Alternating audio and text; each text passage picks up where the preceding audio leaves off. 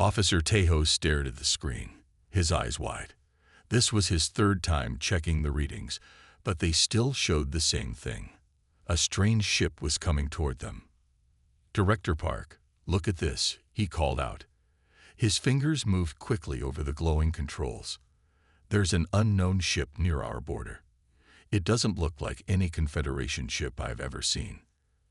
Director Park walked across the command room. Usually calm and collected, today her face showed worry. On the big display screen, the ship looked nothing like the smooth, elegant vessels used by the 27 species of the Galactic Confederation. This ship was sharp-edged and covered in thick armor plating. "Follow standard rules," she said firmly. "Open a communication line." Tahoe pressed a button and spoke clearly. "Unknown ship, this is Confederation Outpost Helios. Please tell us who you are and why you're here." The answer came back quickly. "This is the UES Thermopylae from the United Earth Fleet. We need to dock for emergency repairs." Everyone on the bridge looked at each other in surprise. Humans, they had only been traveling in space for about 100 years. The Confederation's reports described humans as potentially dangerous, a species that had survived many wars on their own planet before finally coming together as one. Security Chief Jiwoo pointed to the screen. "Look at those weapon mounts. That's definitely a warship." Director Park frowned slightly.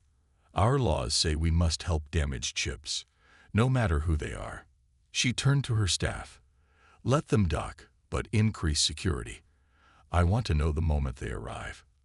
As the human ship grew closer, the station's sensors gathered more information. The UES Thermopylae was indeed heavily armed, but its power systems were fluctuating. Something had damaged the ship badly. In the docking bay, a team of security officers led by Jiwoo waited nervously. The massive doors opened slowly, revealing the scared hull of the human vessel. It was even more intimidating up close. Black metal scored with blast marks, weapon ports closed but clearly visible. With a hiss of equalizing pressure, a door on the human ship opened. A ramp extended down to the deck. 4 humans emerged, wearing dark uniforms with patches showing Earth symbols. They looked around cautiously at the alien security team. The lead human stepped forward. He was tall with short black hair and tired eyes. "Captain Minho of the UES Thermopylae. Thank you for allowing us to dock." Jiwoo kept her hand near her weapon. "Welcome to Outpost Helios. Director Park will meet with you shortly. Please surrender any weapons before proceeding." Captain Minho nodded to his crew. They each removed small devices from their belts and handed them over. "Just standard sidearms," he explained, "for protection only." As they walked through the station, aliens of various species stopped to stare. Humans rarely visited Confederation facilities. Most kept to their own territory. In a nearby monitoring room, Engineer Do-yeon examined scans of the human vessel. "This doesn't make sense," he muttered to his colleague. "Their technology is less advanced than ours, but these weapon systems, I've never seen designs like these before." Meanwhile, Director Park prepared for the meeting in her office. She accessed all available files on human behavior and customs. The information was limited. Humans were known to be unpredictable, emotional, and surprisingly resilient. They were also one of the few species that still built warships when they reached space. Why would they need warships for peaceful exploration? She wondered aloud. Her computer chimed with a message from Deep Space Communications. She read it quickly, her antennae twitching in alarm. 3 Confederation outposts near human territory had gone silent in the past week. All contact lost without warning or distress signals. The door chimed. "Director, the humans are here," announced her assistant. Captain Minho entered, followed by a woman with stern features who he introduced as Lieutenant Sunmi. The 2 humans seemed tense but polite. "Thank you for your hospitality," Minho said. "Our ship was damaged during an encounter. We need to repair our engines before we can continue." "What kind of encounter?" asked Director Park, watching their reactions carefully. The humans exchanged glances. Something dark passed over Captain Minho's face. That's what we need to discuss, he said gravely, because I believe your Confederation may be in terrible danger. The four humans walked through the gleaming corridors of Outpost Helios, surrounded by 6 security officers. Captain Minho noticed how the alien workers stopped to stare at them. Some looked curious, others fearful. He understood why. Humans were still new to space travel compared to most Confederation species. Chief Jiwoo led the group, her right hand always close to the weapon on her belt. Minho's crew stayed quiet, taking in the strange sights and sounds of the station. Lieutenant Sunmi walked directly behind him, her eyes constantly scanning their surroundings. Engineers Hana and Juno followed closely, carrying data tablets with information about their damaged ship. Your station is impressive, Minho said, trying to ease the tension. Jiwoo barely nodded. It serves its purpose. They reached a large door that slid open to reveal Director Park's office. The room had a large window showing the stars and a holographic display of nearby space. Director Park stood as they entered, her tall, slender form towering over the humans. Please sit, she said, gesturing to chairs around a round table. Explain your situation. Captain Minho sat down, placing his hands on the table to show he had no weapons. Our main propulsion system was damaged while we were escaping an attack. We need replacement parts for our quantum field stabilizers. Director Park's face remained neutral. Attacked by whom? The Krath. Minho replied, his voice turning cold. They've destroyed 3 of our colony worlds in the past month. Director Park's antennae suddenly moved upward, a sign of surprise among her species. The Krath? That's difficult to believe. They've been candidates for Confederation membership for decades. They are known as a peaceful trading species. Lieutenant Sunmi let out a sharp laugh. Peaceful. They showed up at our colony on Ta City without warning and opened fire. 10,000 civilians dead in one day. In another room nearby, Engineer Jiho examined detailed scans of the human ship. The more he studied, the more concerned he became. The Thermopila's design was nothing like other transport or exploration vessels. Its hull was reinforced to withstand heavy attacks. Its power systems were designed to support multiple weapon systems. Even its internal layout prioritized combat operations. He contacted Director Park through a private channel. Director, I've analyzed their ship. This vessel's capabilities far exceed what's needed for exploration or trade. This is purely a combat vessel. In the meeting room, Director Park received this message on her personal device. She looked up at the humans with new suspicion. Your ship, she said carefully. It appears to be designed specifically for warfare. We built it for defense, Lieutenant Sunmi insisted, leaning forward. After what happened to our first contact team. What happened to your first contact team? Asked Jiwoo, speaking up for the first time. Captain Minho's face darkened. They were invited to meet with Krath representatives 3 years ago. It was supposed to be a peaceful exchange of culture and technology. None of our people returned. The Krath claimed there was an accident. We discovered later it was no accident, added Sunmi. So yes, we built warships. Wouldn't you? The aliens in the room shifted uncomfortably. The Confederation had abandoned warfare centuries ago.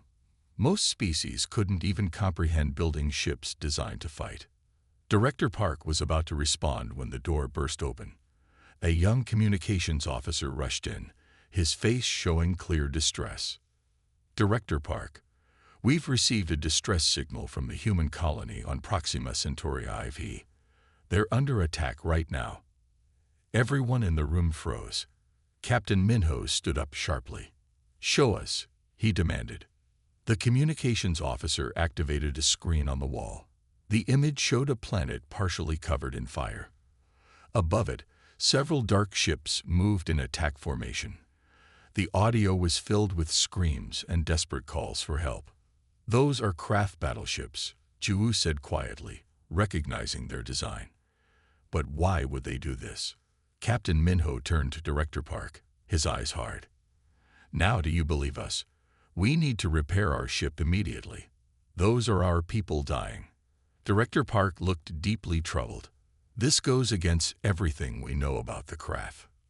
Maybe you never really knew them, said Lieutenant Summy. The room fell silent as they watched the attack continue on the screen. Then Engineer Juno spoke up from the back of the room. Director Park, if you help us repair our ship, we can reach Proxima Centauri in time to help. But we need to start now. Director Park faced a difficult choice. Everything she knew told her the craft were peaceful. But the evidence before her eyes told a different story. And if the humans were right, the entire Confederation could be in danger. Engineer Jiho, she said finally, assist the humans with their repairs. Priority status. She turned to Captain Minho. But I'm sending an observer with you. We need to understand what's really happening. Blue light filled the command center as 7 members of the Confederation Council appeared as holograms. They stood in a half-circle, their different alien forms shimmering slightly. Director Park stood before them, trying to explain the situation. The humans claim the craft have attacked their colonies without warning, she said. This is very troubling, said Counselor Minje, the eldest member. His long, thin arms moved slowly as he spoke. But we cannot rush into conflict without proper verification. The craft have shown no signs of aggression in our centuries of contact. In another part of the station, Captain Minho and his crew worked quickly to prepare their ship for departure. The repairs weren't finished, but time was running out. Engine power at 60%, reported Engineer Hana. It's not ideal, but it will get us to Proxima Centauri. That will have to be enough, Minho said. Our people can't wait any longer. Back in the command center, the debate continued. The council remained doubtful about the human claims. Perhaps there was a misunderstanding, suggested another council member. The humans are new to space. They might have broken some craft custom without realizing it. Captain Minho entered the room, his face grim. There was no misunderstanding, he said firmly. He activated a small device he carried. See for yourselves. The room filled with 3-dimensional images showing craft ships firing on human settlements. Buildings collapsed. People ran in panic. The craft ships moved with cold precision, targeting one area after another. This footage comes directly from our colony on Ta City, Minho explained. 10,000 civilians. No military targets. They weren't even near any important resources. The council members watched in silence. Even the most doubtful couldn't ignore what they were seeing. Meanwhile, in her private office, Director Park had been searching through old classified files. What she found disturbed her deeply. Over the past 300 years, several promising species had suddenly gone extinct, just as they began developing space travel. Official records listed various causes: plague, natural disasters, civil wars. But all these events happened near Krath territory, and all were followed by Krath expansion into the empty systems. She returned to the command center with this information, arriving just as Captain Minho was finishing his presentation. Council members, she said, I found evidence suggesting the Krath may have been eliminating potential competitors before they could develop interstellar capabilities. She shared her findings with everyone in the room. The council members looked shocked. This went against everything they believed about the peaceful Krath. If this is true, said Counselor Minja slowly, then why haven't they attacked Confederation worlds? Because you're already established, Lieutenant Sumney explained. Too many species, too much territory. We humans, though, we're still new, still vulnerable.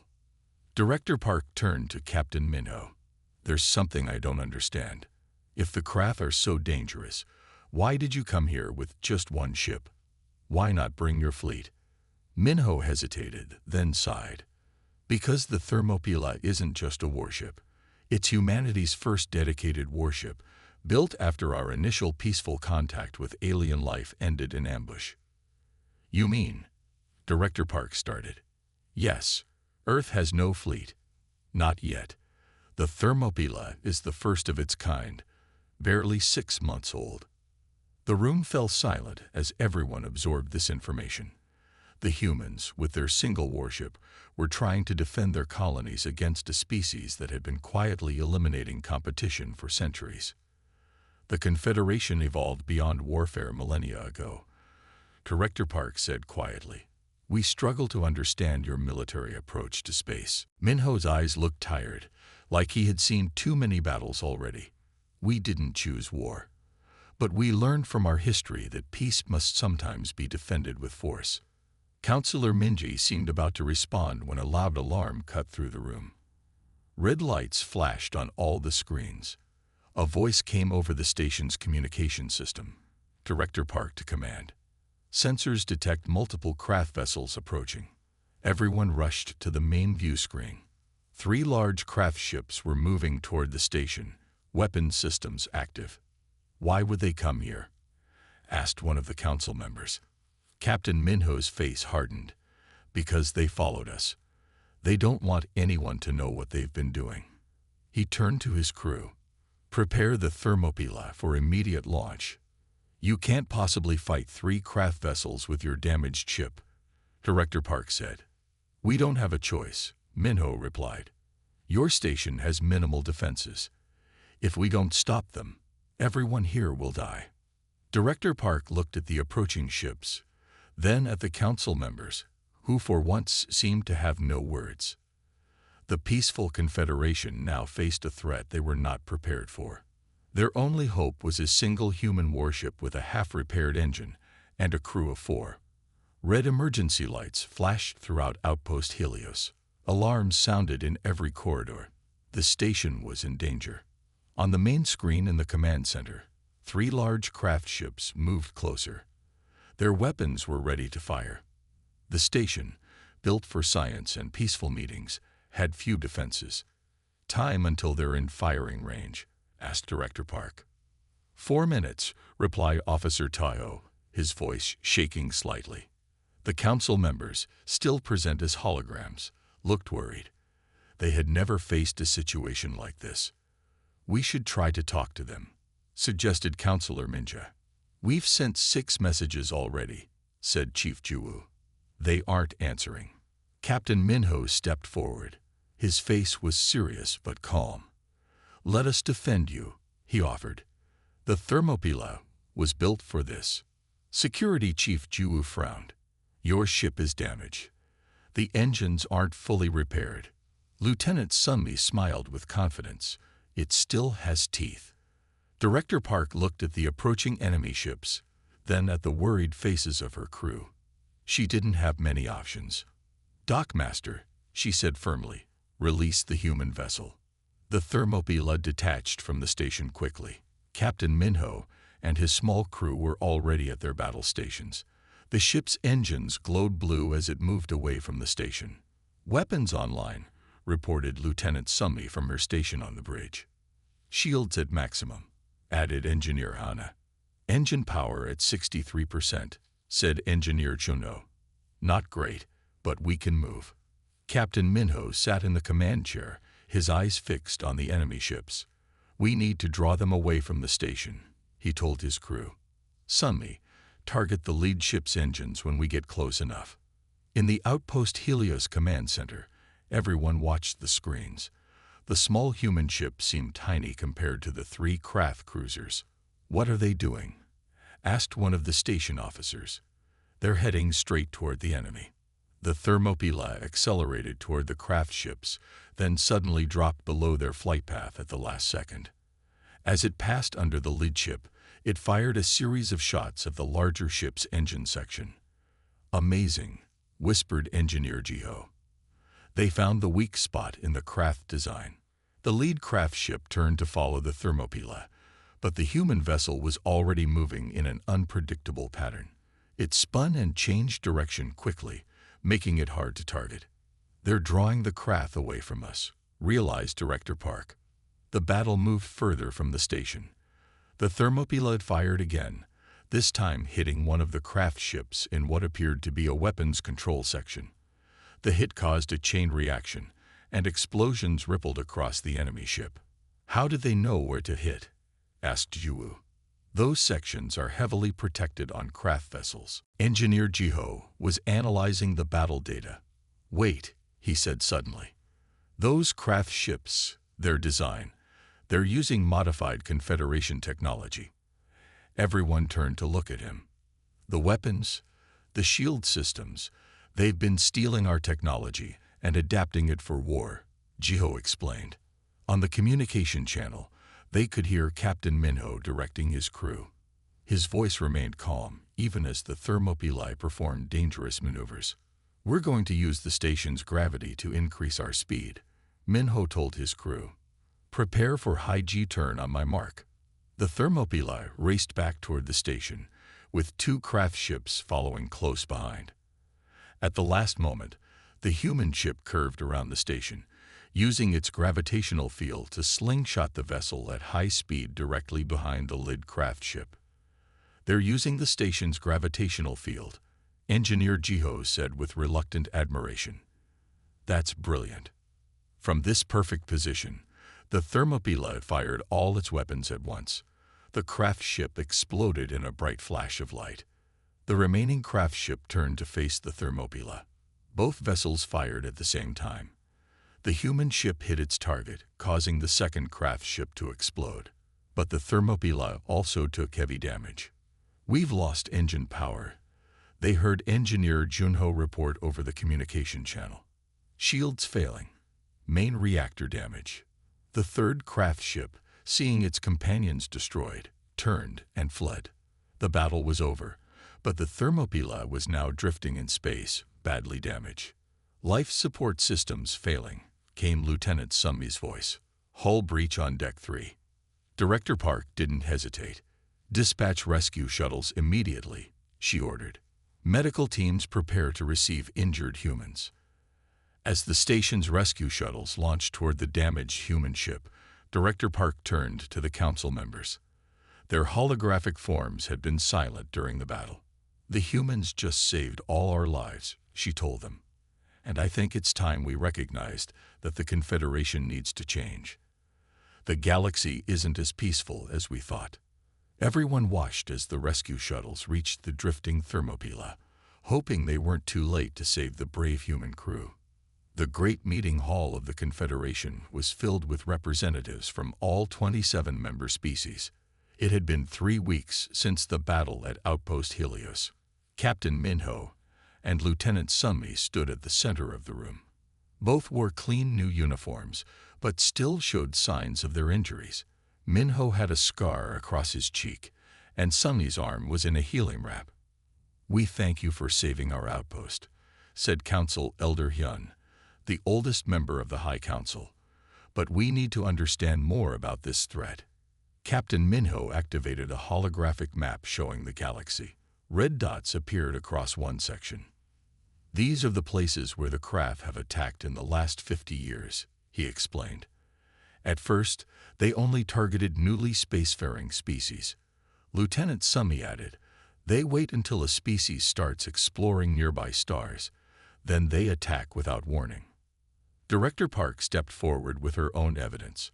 I found records of 15 species that suddenly went extinct after developing space travel, all near craft territory. The council members looked troubled.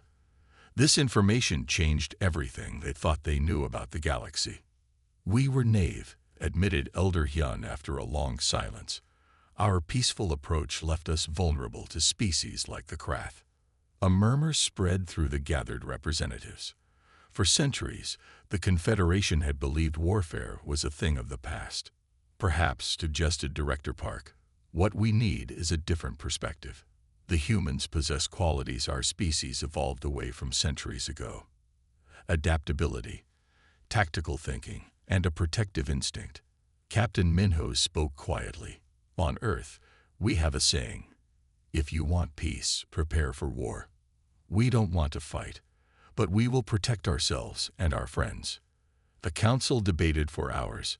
Some representatives were afraid of making humans their partners. Others saw no choice. Finally, Elder Hyun called for a vote. The result was clear. The Confederation would form an alliance with Earth. "Together, we will be stronger," announced Elder Hyun. Human military knowledge combined with our advanced technology. A new classification will be added to our protocols, he continued. Human war vessels. Approach with caution, but not fear. 2 months later, the Thermopylae floated in the repair dock at Outpost Helios. It was not only fixed but improved with Confederation technology. Its weapons were stronger, its shields better, its engines faster. Engineer Jiho worked side by side with Engineer Hana, showing her how to integrate the new systems.